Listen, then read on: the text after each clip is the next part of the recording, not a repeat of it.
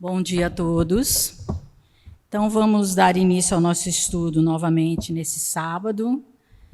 Lembrando que todos os sábados, das 9 às 10 da manhã, nós estudamos aqui no Centro Espírita Abatuíra, presencial, a Revista Espírita. Nós estamos no livro do ano de 1858, no mês de março. E na semana passada, nós discutimos um artigo que falava especificamente sobre o orgulho. Então, hoje vamos falar sobre o orgulho.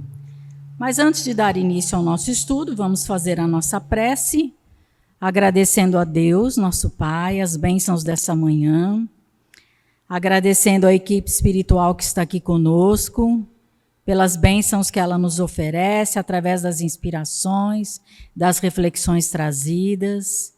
Queremos agradecer a todos esses companheiros que vêm estudar conosco, os desencarnados e os encarnados, e envolver, Senhor, todos aqueles participantes desse trabalho, para que todos consigam receber as melhores vibrações do plano espiritual, para que ao sairmos daqui ainda hoje, Senhor, tenhamos condições de fazer análises mais compreensivas, mais respeitosas.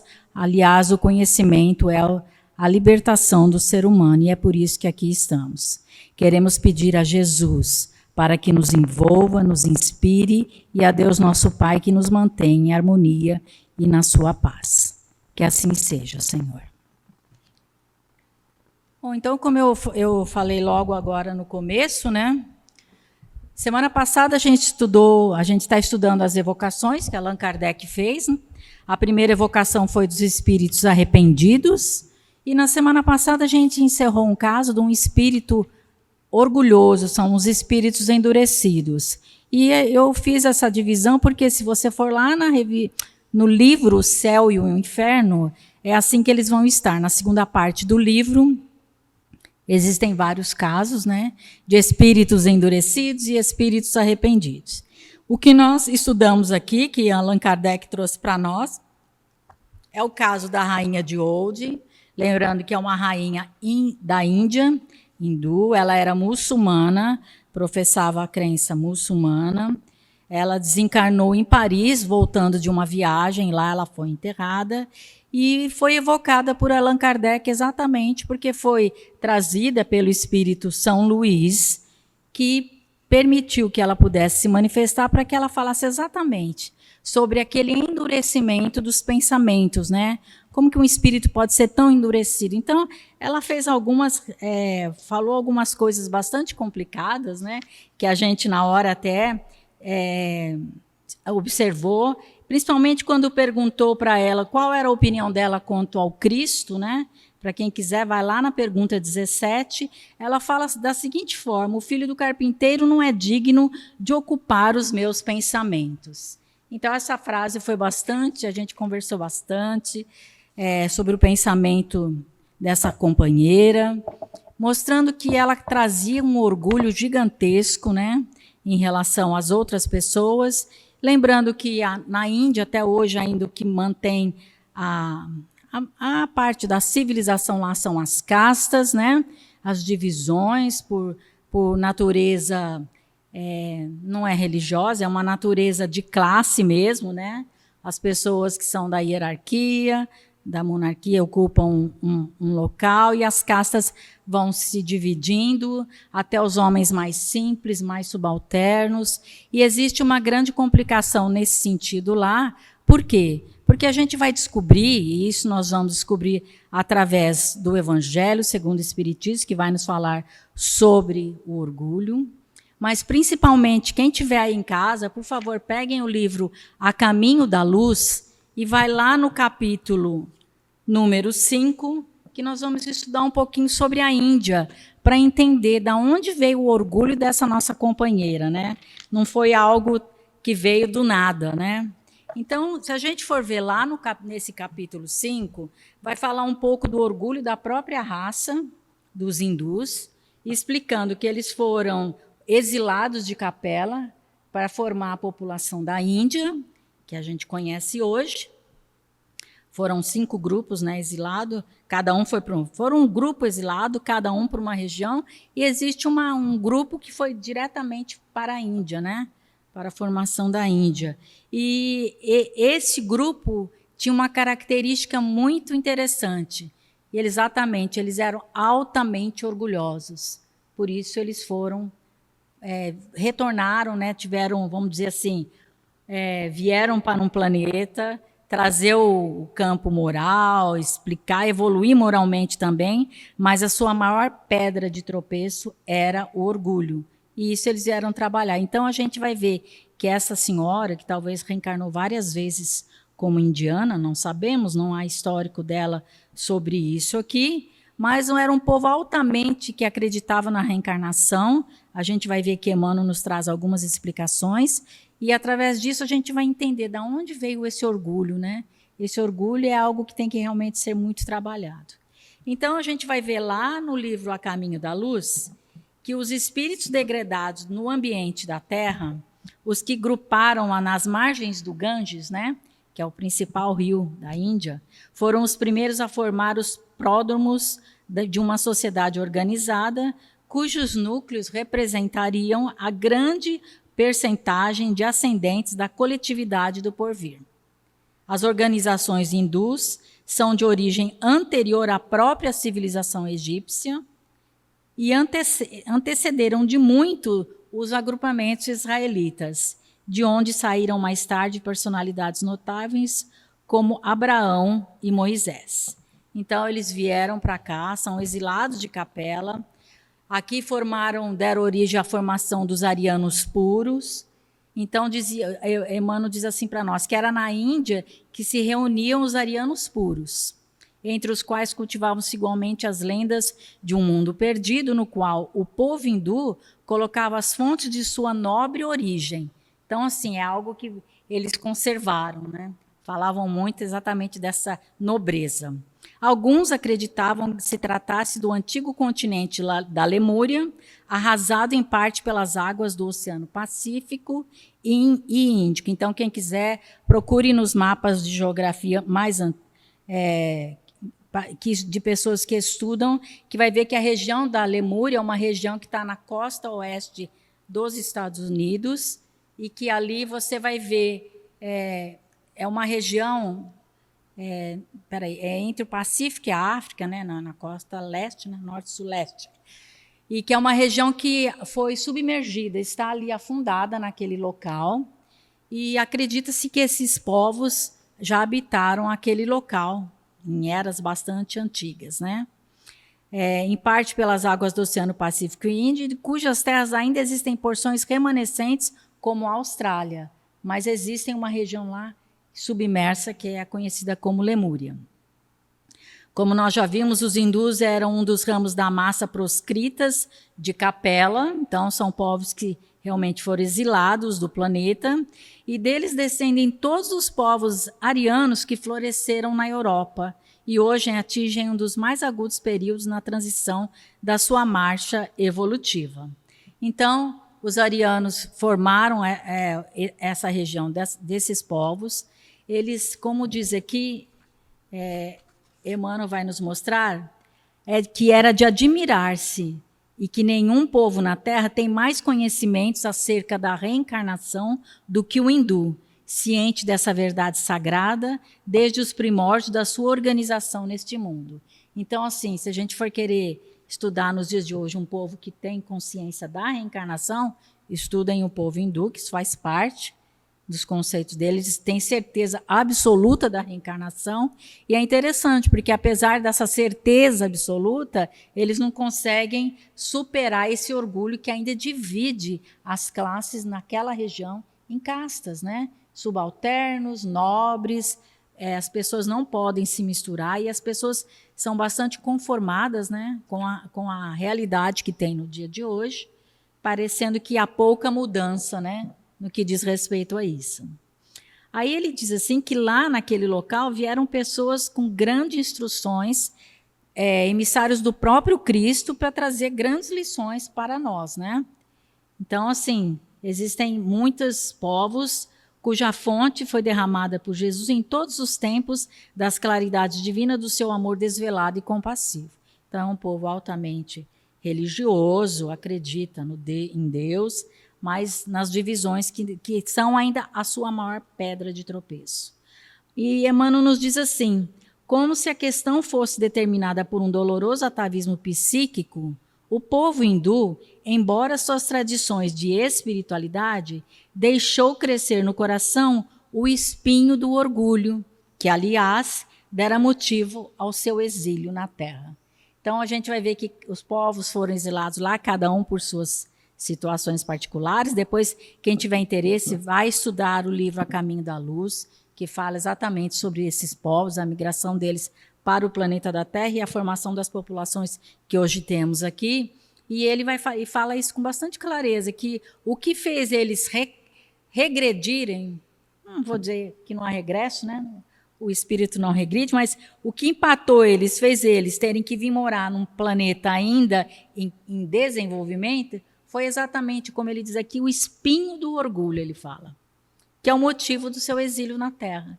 Então, aí a gente vai lá para a rainha de Olden, cujas respostas foram realmente muito marcantes, onde ela mesmo, desencarnada, ela pedia onde estão os servos que têm que vir aqui me servir, cadê os meus escravos? Ou seja, ela continuava ainda, ela falava que ela era rainha, que ela sempre foi rainha e que ela não tinha sido bem atendida nas suas necessidades. Ela falava que durante o seu enterro, né, que foi em Paris, inclusive ela está enterrada no cemitério onde está enterrado Allan Kardec, só que ela fala que durante o féretro dela, né, as pessoas não se curvavam nas ruas, que ela tinha achado isso muito interessante, ou seja, uma pessoa cujo orgulho da própria raça, né, da realeza, era algo muito forte. E a gente vai trazer isso para a nossa realidade hoje, porque a gente vai lembrar que aqui, a gente estudando a doutrina espírita, a gente sabe que as duas maiores preocupações nossas pedras de tropeço, são, na verdade, o orgulho e o egoísmo. Então, muitos de nós, né, que estamos encarnados hoje, na sua grande maioria, obviamente, ainda sofremos grandes reprovações na nossa evolução, no nosso crescimento e no nosso progresso espiritual, porque insistimos em alguns comportamentos que nos definem como seres altamente orgulhosos, né? Depois, só encerrando aqui, diante de Jesus, né, o povo hindu, Emmanuel nos diz assim, nos bastidores da civilização, somos compelidos a reconhecer que a Índia foi a matriz de todas as filosofias e religiões da humanidade, inclusive do materialismo, que lá nasceu na escola dos Charvakas. Um pensamento de gratidão nos toma o íntimo, examinando a sua grandeza espiritual e as suas belezas misteriosas, ou seja, nós somos gratos a esse povo e sabe lá se fizemos parte de tudo isso ou fomos instruídos, né, por esse povo. Ele diz, então, ele fala do nosso sentimento de gratidão, ele fala, mas acima dos seus yogis e dos seus mahatmas, temos de colocar a figura luminosa daquele que é a luz do mundo e cuja vinda à Terra se verificaria para trazer a palma da concórdia e da fraternidade. Ou seja, maior que Jesus não existe, ele está acima de todos esses seres iluminados que habitaram aquela região, que trouxeram a espiritualidade e os ensinamentos do mundo espiritual para nós, mas Jesus acima de todos eles. E ele diz assim, para todos os corações e para todos os povos, né, Jesus veio arrasando as fronteiras que separam os espíritos e eliminando os laços ferrenhos das castas sociais para que o amor das almas substituísse o preconceito de raça no seu reinado sem fim. Então, lembrando que a semana passada comemoramos, né, o nascimento de Jesus, Emmanuel nos fala aqui da importância de Jesus ter vindo para cá, né, o seu nascimento, que é exatamente para eliminar todas essas diferenças que ainda teimam em fazer parte da nossa forma de viver, né? Nós ainda somos muito, às vezes, generosos, ou às vezes caridosos, com aqueles que são mais próximos da família, do quadro pessoal, né, do trabalho, alguns vizinhos, da casa espírita, os grupos que estudam. Mas se a gente é contrariado em alguma coisa, mesmo aqui na casa espírita, nós já fraquejamos. Nós permitimos que o orgulho nos aborreça, de uma certa forma, nos retraímos, muitos de nós se afastam das atividades, porque pela vaidade que carregamos, né, o orgulho nos leva a sentir esse sentimento de vaidade, né, de que o que eu sei é que está certo, o que eu penso é que está certo, o que eu falo é que está certo. E aí a gente acaba se afastando do trabalho e esquecendo que o nosso compromisso é com Jesus, nem com a casa, nem com a doutrina, é com Jesus. Esse compromisso está acima de todos os outros, por isso que o próprio Emmanuel nos fala aqui, que Jesus está acima de todas essas diferenças. Então, por isso que a gente vai chegar um dia no mundo em que viveremos a essência da fraternidade sem essa divisão de nações, de crenças, de nomes, de lugares. Nós iremos reverenciar o amor do Cristo, que representa o amor do Criador por nós, aonde estivermos, encarnados ou desencarnados, nessas ou em outras esferas, né? Lembrando que o universo inteiro é habitado. E a gente, então, precisa estudar o orgulho, gente, porque se o orgulho é algo que nos divide tanto, vamos buscar os nossos orientadores, né? Jesus é o maior de todos, mas nós temos no livro Evangelho segundo o Espiritismo, e hoje também vamos falar um pouquinho de Leon Denis, que no livro Depois da Morte tem um capítulo que fala só sobre o orgulho, muito interessante. É o capítulo 45, né? Eu aqui estou atrapalhada com os números romanos. 45. O capítulo esqueci como é que era aqui.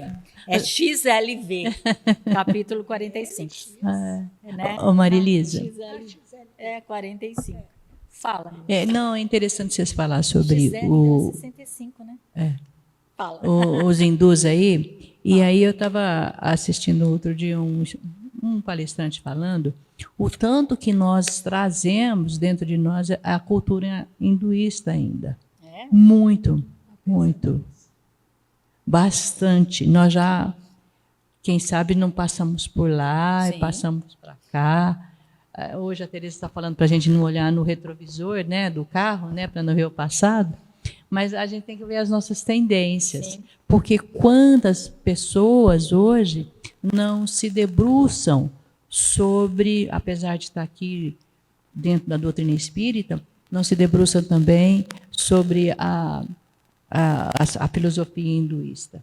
Mesmo aquela filósofa, a Lucilina Galvão, ela traz assim estudos excelentes sobre eu não sei falar o nome dele, o Yogananda, eu vou falar o nome dele semana que vem. Eu vou olhar direitinho o nome dele, que agora eu não me lembro.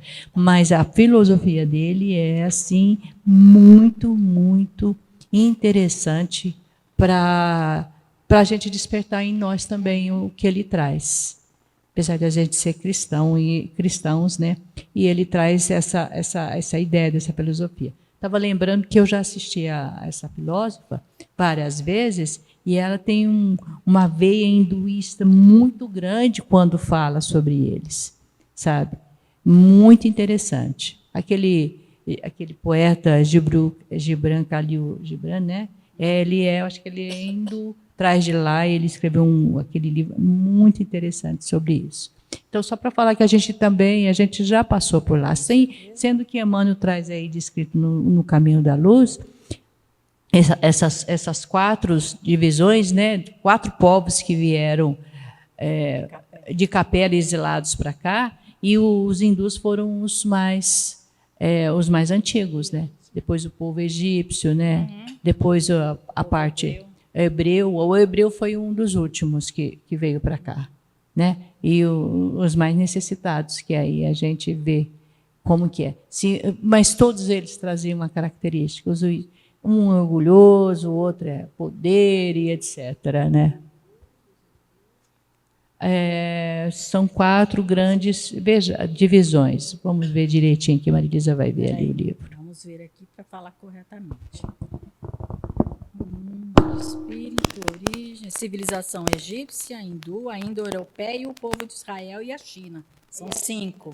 Tem a China, então, tem a civilização egípcia, a Índia, a família indo-europeia, o povo de Israel e a China, o povo chinês. Tá?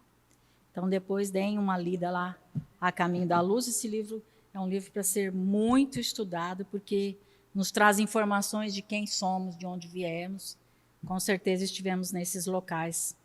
E a gente já ouviu falar também que, pelo fato de sermos reencarnacionistas, né, pelo menos nós aqui acreditamos na reencarnação, é porque, de uma certa forma, já experienciamos isso. Então, lembramos que Emmanuel diz ali no livro que a reencarnação era uma certeza, uma convicção do povo hindu.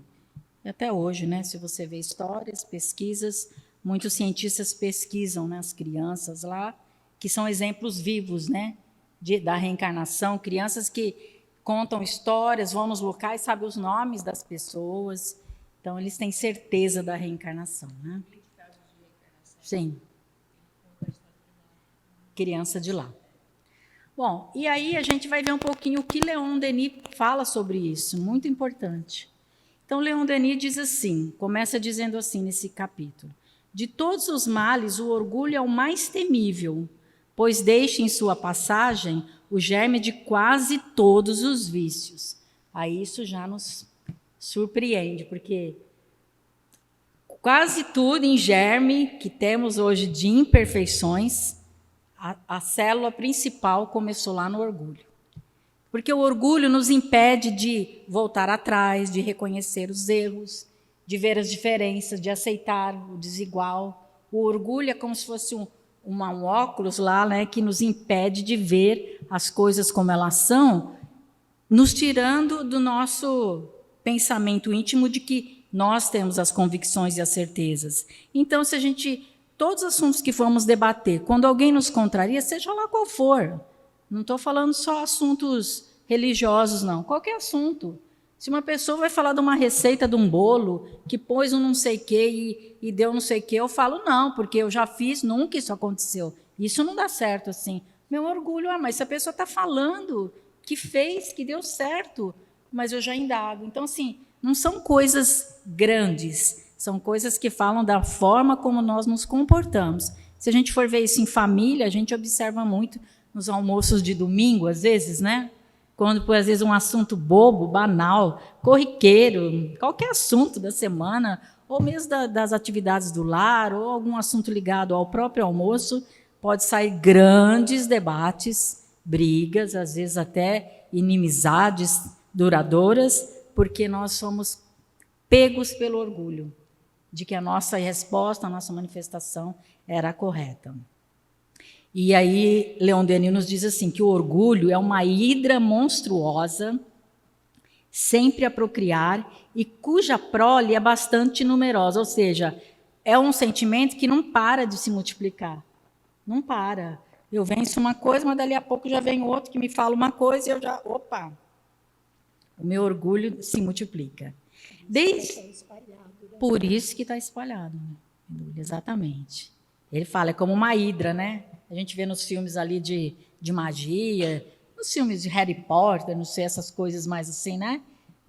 De Hollywood, quando a gente vê a hidra caminhando, várias cabeças, etc., invadindo os espaços, e aquilo cortam, mas nasce outra, ele dá esse exemplo aqui para nós. Então, ele fala que desde que esse sentimento, né, penetra nas almas, como se fossem praças conquistadas, ele de tudo se assenhoreia, instala-se à vontade e fortifica-se até se tornar inexpugnável.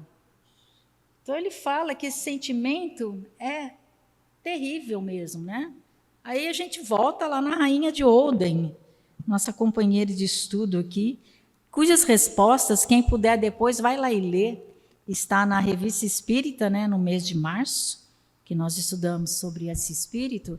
As respostas eram tão cheias de dureza, de orgulho mesmo, de vaidade, que a gente fica pensando como, né, a pessoa desencarnou. Tá, ela acredita na vida após a morte, porque ela era indiana, ou seja, é reencarnacionista, sabe, né, de tudo isso, mas o seu orgulho de raça de casta não se modifica. Então, ele fala que é uma coisa que se instala e se fortifica até se tornar inexpugnável. Então, essa palavra é forte, essa palavra, né? Então, ele diz assim, Leon Denis falando, ai de quem se deixou apanhar pelo orgulho, melhor fora ter deixado arrancar do próprio peito o coração do que deixá-lo insinuar-se. Ou seja, é melhor às vezes a gente desencarnar sem esperar um sentimento tão ruim se apoderar da gente, do que viver muito e esse sentimento ir se alastrando dentro de nós. No sentido figurado, obviamente, estou falando. Porque viver sempre é uma bênção, né? Mas é como se, assim, não deixa muito isso se desenvolver, porque depois, para você se libertar desse sentimento, é muito complicado. Ele fala assim também, não poderá libertar-se desse tirano, senão a preço de terríveis lutas, depois de dolorosas provações e de muitas existências obscuras, depois de bastantes insultos e humilhações, porque nisso, somente nisso, é que está o remédio eficaz para os males que o orgulho engendra. Então, assim, o processo encarnatório de um espírito altamente orgulhoso é complexo. Então, é melhor a gente ir dominando esse sentimento e se libertando dele enquanto estamos aqui na matéria, porque mesmo levando requisitos para o mundo espiritual, as nossas provações ou expiações numa próxima encarnação podem ser mais leves, né? Menos dolorosas, porque ele fala que a gente vai ter que passar por grandes humilhações no sentido de se submeter a desacreditar. Imagina a nossa companheira deixar de acreditar ou reencarnar como uma escrava em algum local, ou como uma pessoa de uma vida muito simples e humilde, uma pessoa que vai viver a experiência da pobreza, da miséria. Então, imagina, torcemos pelo sucesso, que nós sabemos se já reencarnou, se está trabalhando ainda, né? Uma vez que ela desencarnou em 1858, com 58 anos, era jovem, né? Então, assim, faz 58 anos, 160 anos, 160 e poucos anos, né? Que ela desencarnou. Então, às vezes, nem está pronta ainda para reencarnar, porque para vencer, para reencarnar e falir, não seria possível. Nós sabemos que a gente só reencarna para nos superarmos, né? Então, às vezes, ela está ainda se preparando. Então, que ela possa estudar bastante, como nós aqui hoje, para que a gente possa ir diminuindo, né, esse sentimento que nos causa tantas dificuldades. E aí, fala.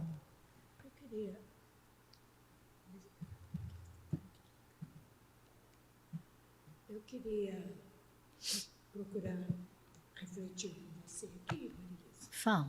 A questão de que consideramos os hindus como sendo reencarnacionistas, como que a rainha percebia essa noção dentro dos seus princípios.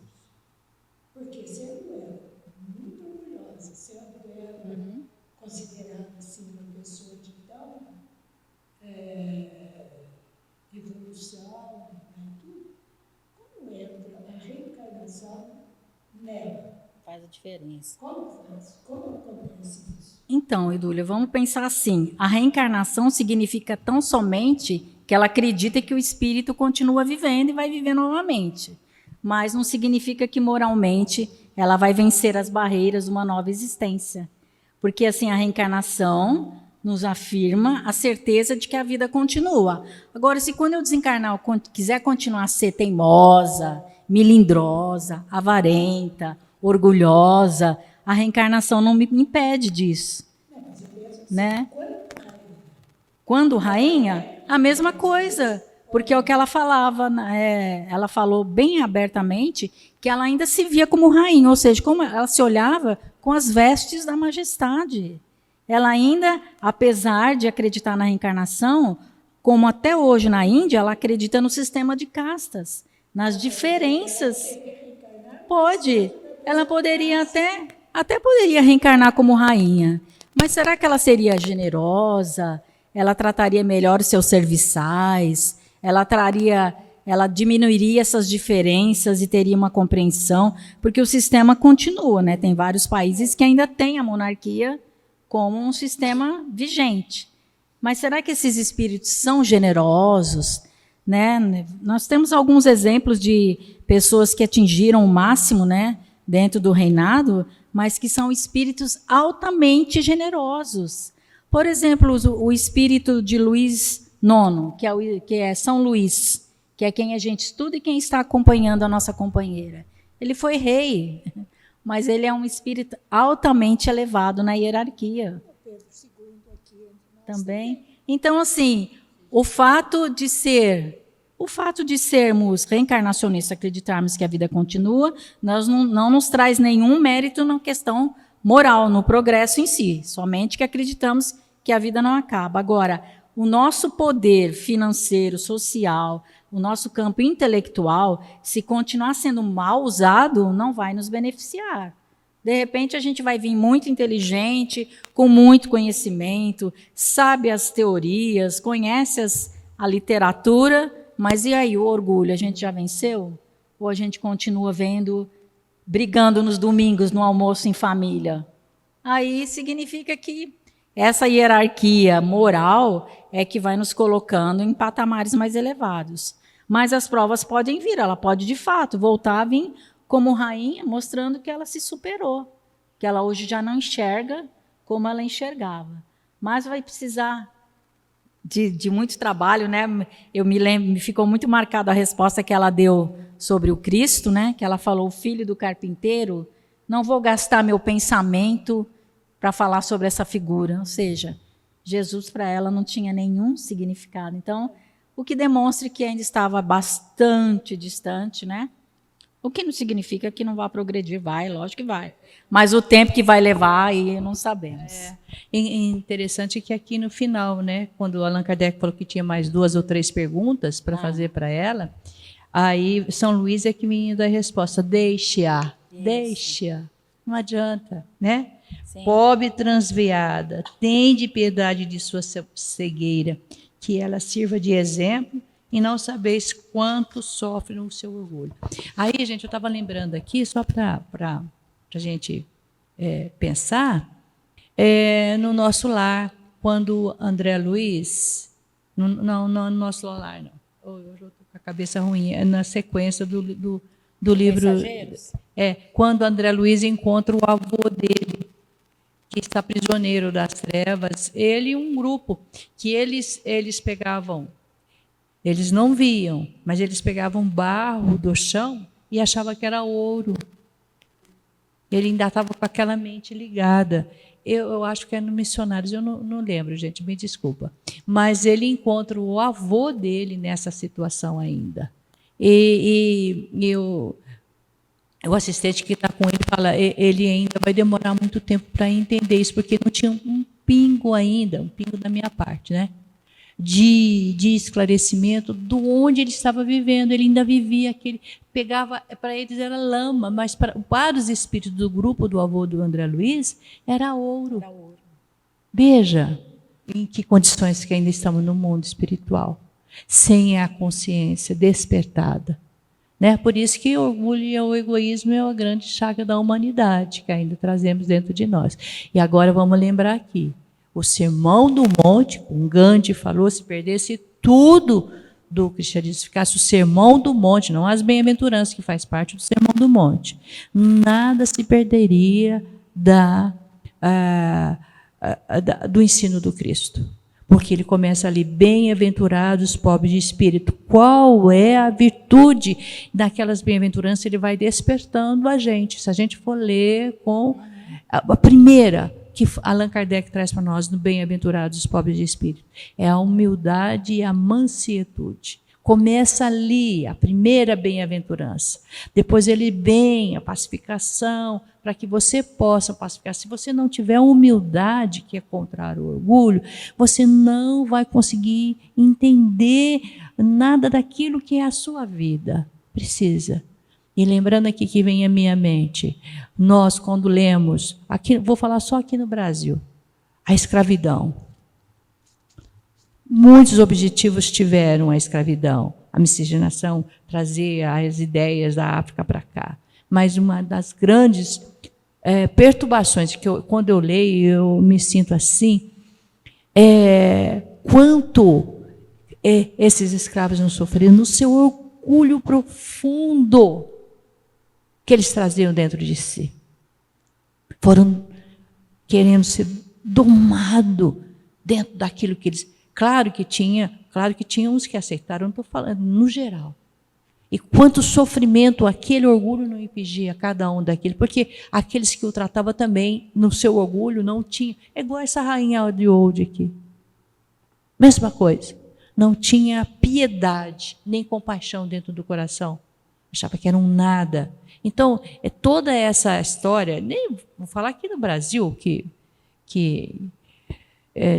os direitos, né? E aí nós estamos vivendo na nossa sociedade hoje essa expansão de quantas coisas. Parece que hoje o diferente está num conflito total entre o aparente e o indiferente, onde aqueles que têm aqueles grupos que defendem não mais a família, dizendo que a família já não é o ponto principal da vida,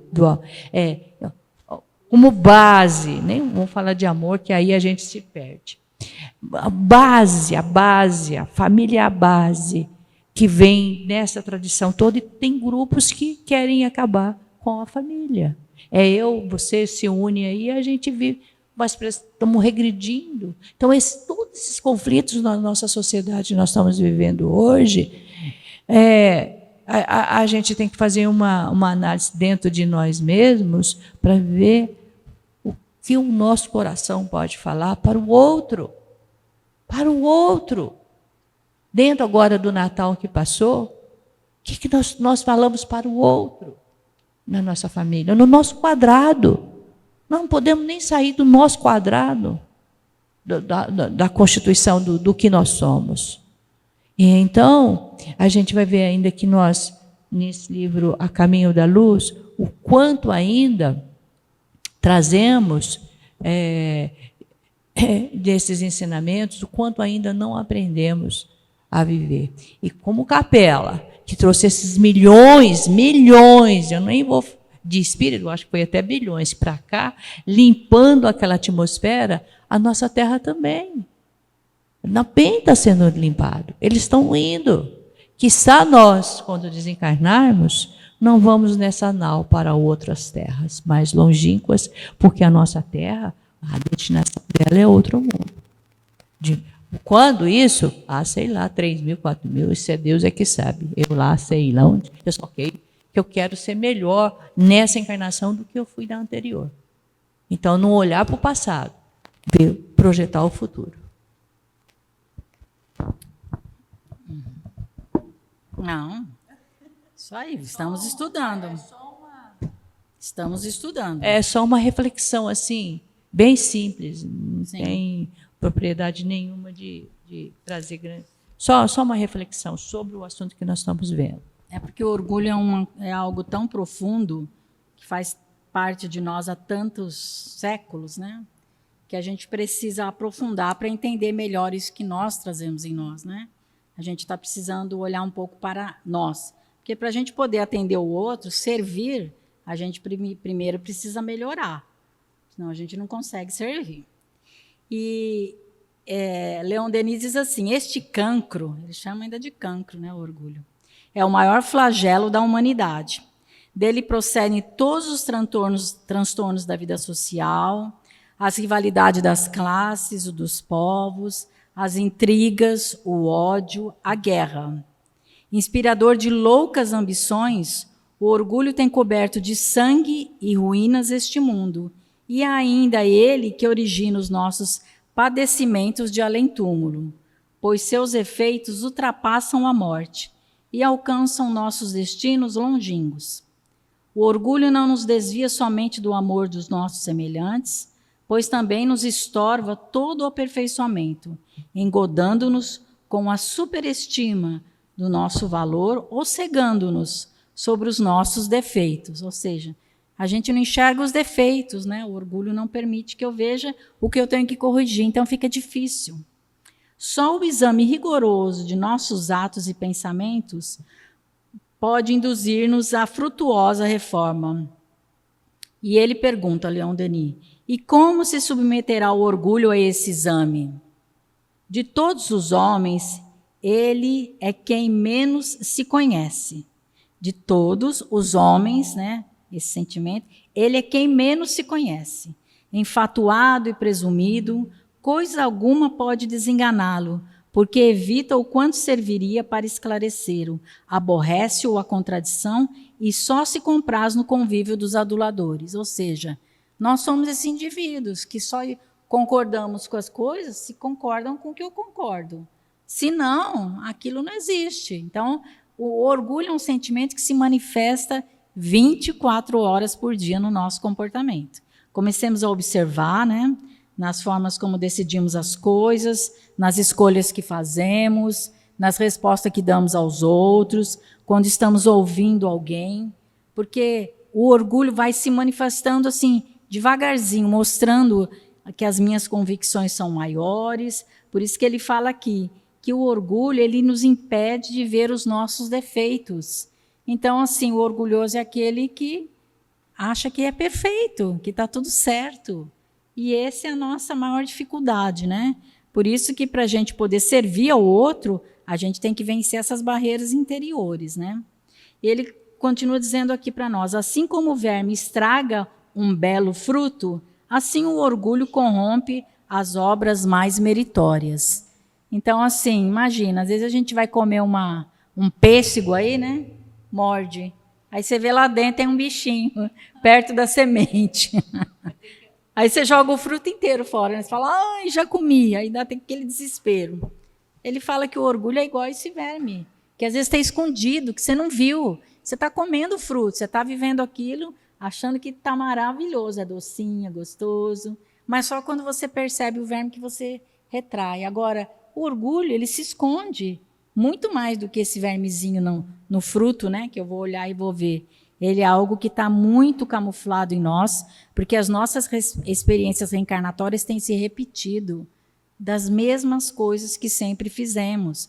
Os nossos pontos de vista, as nossas afirmações sobre determinados assuntos, a nossa dificuldade de ouvirmos mais do que falar, de buscar respostas no nosso íntimo, conhecermos melhor a cada um de nós para evitarmos nossas confusões, né?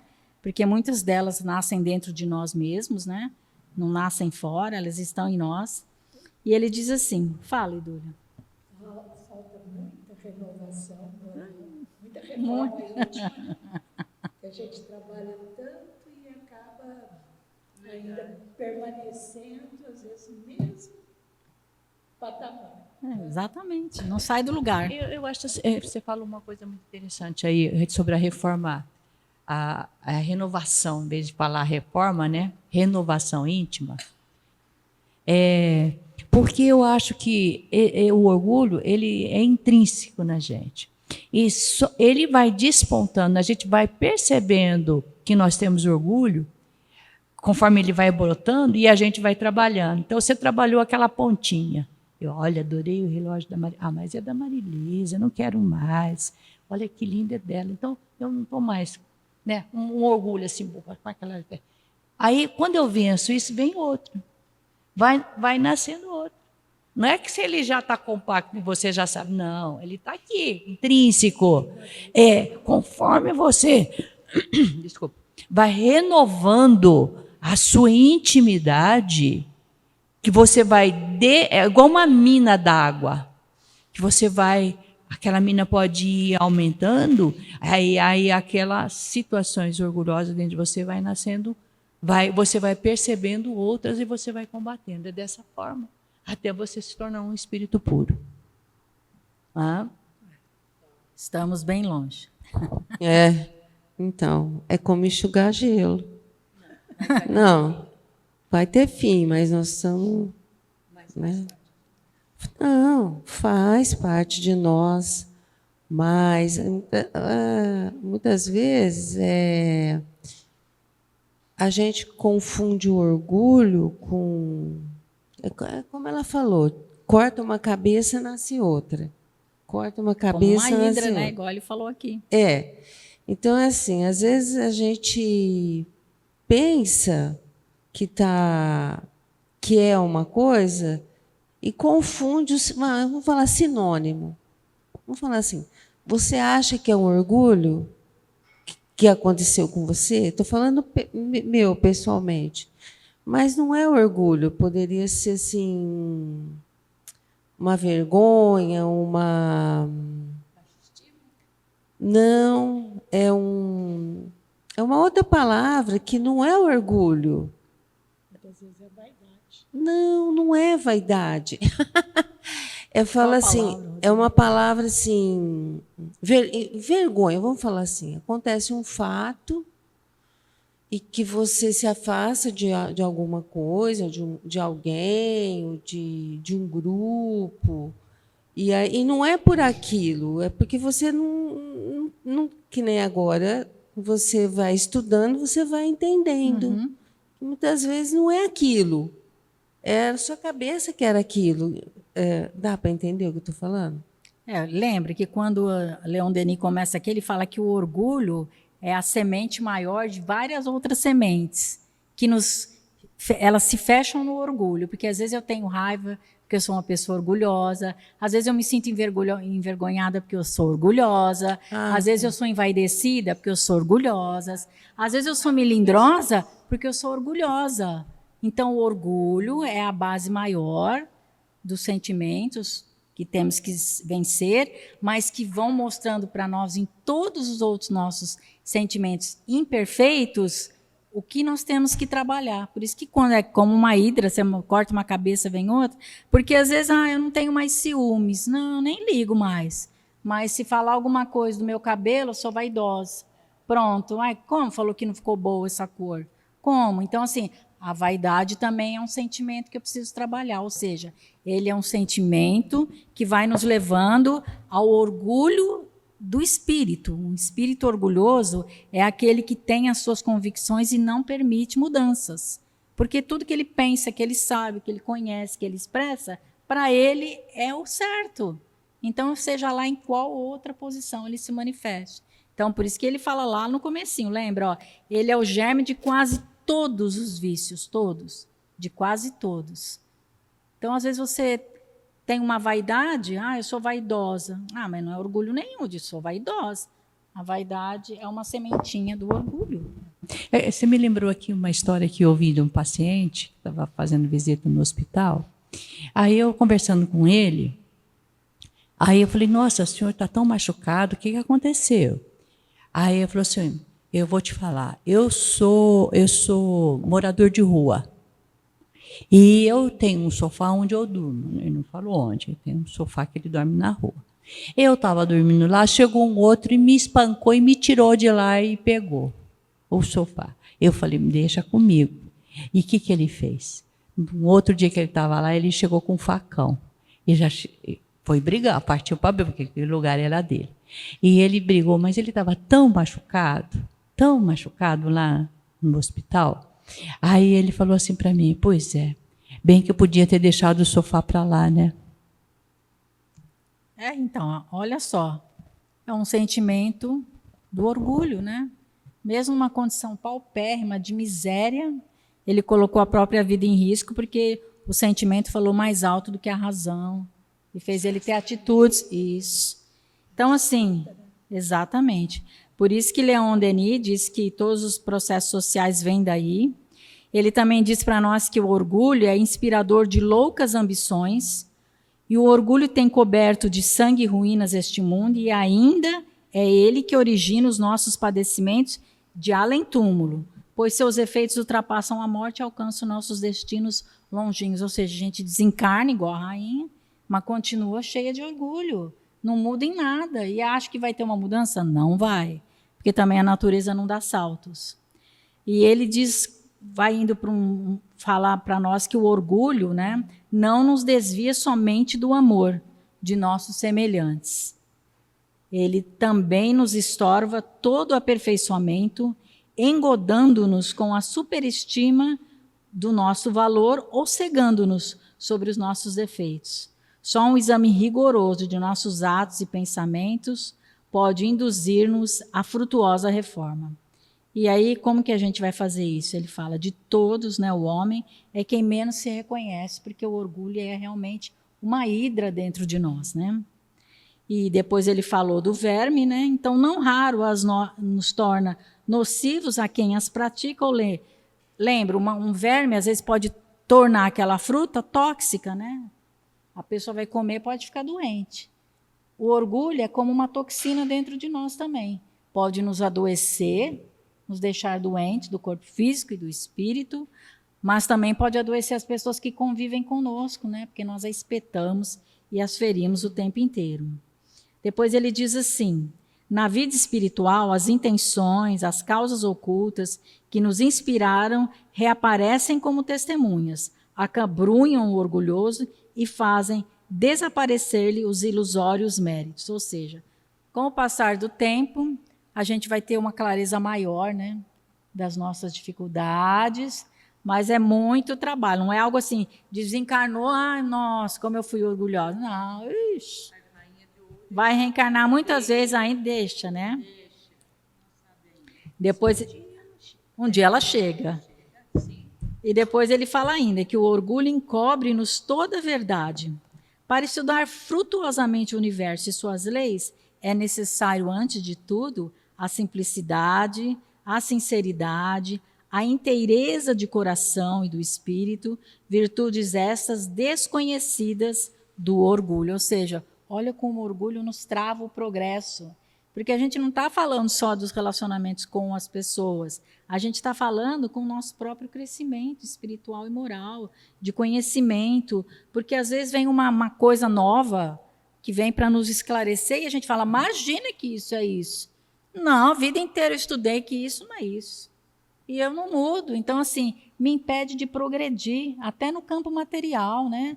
No campo das ações, não é só nas relações, é comigo mesmo, é uma trave, né? Então, ele diz assim, que além dele encobrir todas as verdades, né, ele é insuportável que tantos entes e tantas coisas o tornem subalterno. Ou seja, eu não volto atrás, não adianta, ele é que me dirige, ele é grandioso em nós, né? Ele é que faz eu tomar minhas decisões. Depois ele diz que para si nada existe além daquilo que está ao seu alcance. Tampouco admite que seu saber e sua compreensão sejam limitados, porque quando alguém vem me falar de uma coisa que eu não sabia, eu já me sinto ferida. Imagina, sou professora aqui em biologia, estudei a vida inteira, agora vem me falar que a célula, não sei o que, aonde está isso? Eu já quero que o outro comprova tudo, ou seja, ele me limita, porque eu acho que o que eu sei é o grau maior das coisas. Então, é um sentimento realmente devastador, porque ele está embutido em tudo na nossa caminhada. Não é só numa ou numa outra coisa, ele está em tudo. Se nós temos orgulho, e nós o temos, e muito, ele se demonstra para nós o dia todo, em muitas coisas, nas situações mais corriqueiras, nos aprendizados. Às vezes aqui na casa espírita, né, a gente está estudando uma coisa, nossa, mas eu nunca tinha pensado nisso. Aí o meu orgulho fala, imagina, onde que Allan Kardec viu isso? Espera lá, vamos ver. Ou mesmo, às vezes, vem uma comunicação trazendo uma revelação mais nova. Lembra? Allan Kardec mesmo nos falava. Se a ciência comprovar mudanças, coisas novas que aparecerem, acompanhe a ciência. Faz parte do progresso. Mas um orgulhoso, nem com a comprovação científica ele admite. Se ele está parado, enviesado naquilo que ele acredita, ele não permite nem o progresso intelectual dele, porque isso vai mexer com o orgulho. Ou seja, ele já não é o que sabe mais. Tem alguém que sabe mais do que ele. Não porque sabe mais, mas porque conhece alguma coisa que ele não conhecia. Às vezes aquela pessoa sabe até menos do que ele. Mas naquele ponto ela sabe algo que ele não sabia. Então o orgulho chega dando um... Só lembrando de Sócrates aqui, que ele falaram Mais 8 minutos. Que ele foi naquele... sendo entrevistado por uma pitonisa, agora não me lembro bem o termo, e falaram que ele era o maior sábio da atualidade. Aí ele fala, não sou. Aí ele resolve fazer uma entrevista, né, com um filósofo, com um negociante, uma série de pessoas. E aí aquela pessoa sabia, um filósofo sabia só de se saísse daquilo, ele já dava uma resposta errada, não é isso, Dúlia? Conhece? Aí ele entrevista, sério, umas certas pessoas. A pessoa especializada naquilo, ele sabia falar, mas saiu daquilo ele não sabia mais. Aí quando ele fala aquela frase, só sei que nada sei.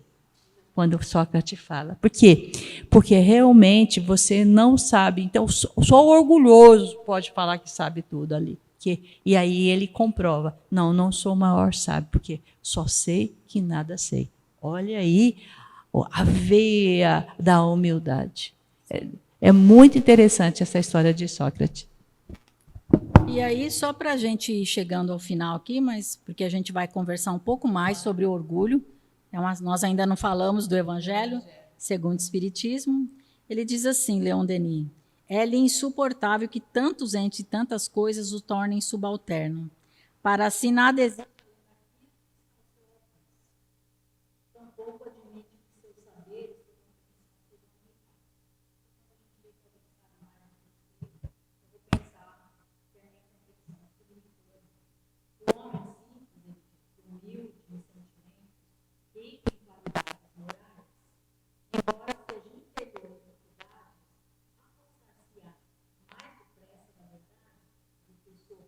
E o presunçoso da ciência terrestre que se revolta contra a lei que rebaixa e derruba o seu prestígio. Então, a gente vai ver que a simplicidade de uma pessoa pode trazer para ela um progresso muito maior do que o conhecimento intelectual pode trazer para cada um de nós. Às vezes tem o conhecimento intelectual, mas não significa que moralmente já vencemos as nossas dificuldades. Por isso que um homem, às vezes, simples, sem nenhuma cultura, sem nenhum diploma, tem atitudes muito mais elevadas do que aquele homem da ciência ou do poder, de todas as áreas que o colocam, às vezes, numa situação de destaque, né? As pessoas que têm um certo glamour e parece que estão acima das outras. Por quê? Porque, na verdade, o sentimento do orgulho é como um germe, como ele diz aqui, um verme, né? Que vai corroendo por dentro e só quem o tem o sabe.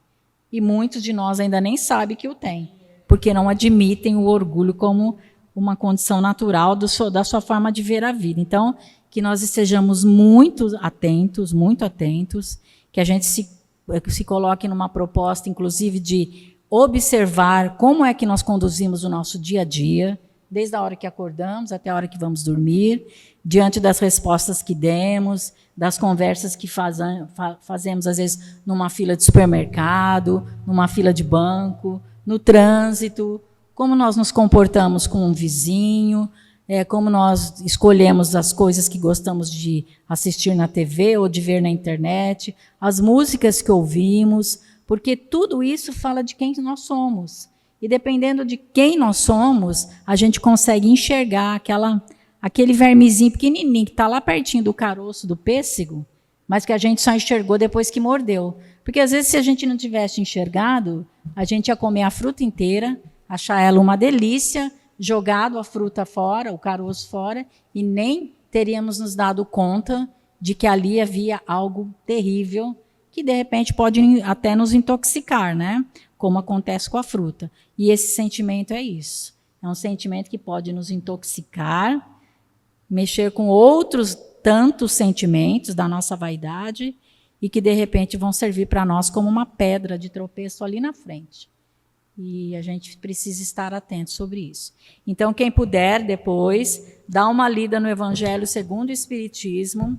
A gente vai ver lá no capítulo 7, a instrução dos espíritos.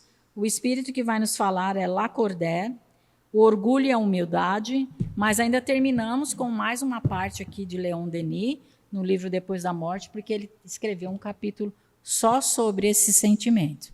Então, precisamos aprofundar um pouquinho mais para a gente entender esses espíritos tão orgulhosos que somos nós, como nos eliminar, né, essa hidra que carregamos dentro de nós, que são a passos pequenos, mas que precisam ter um início.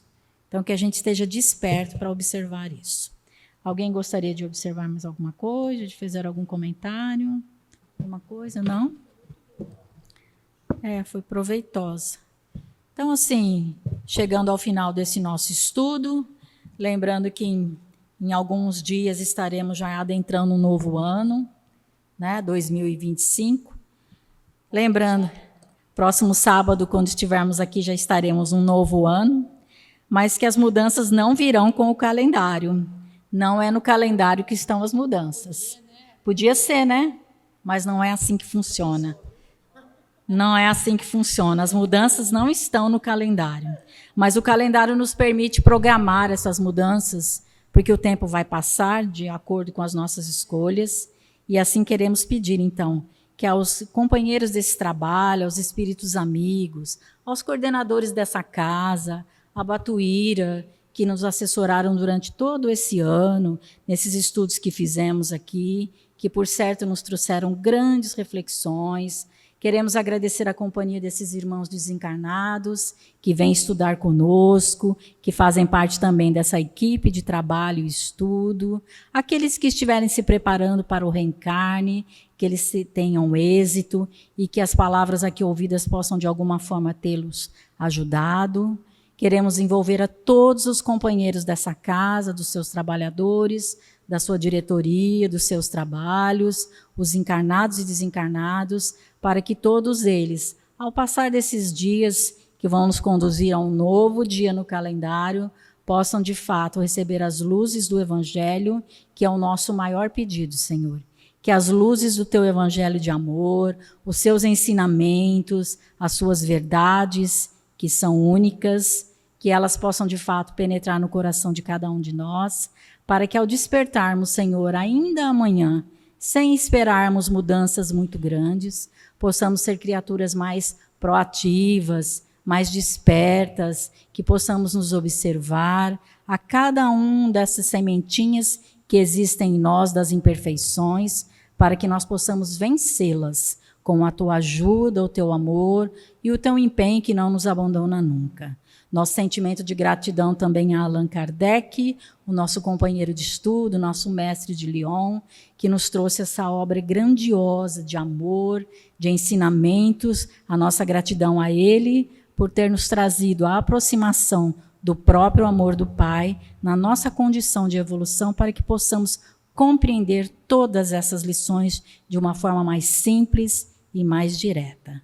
Nosso agradecimento maior a Jesus e a Deus nosso Pai, pelas bênçãos da nossa vida e porque nessa existência, Senhor, iluminados por todos esses conhecimentos, podemos de alguma forma ser criaturas mais úteis e que possamos, Senhor, de alguma forma servirmos mais àqueles que conosco convivem.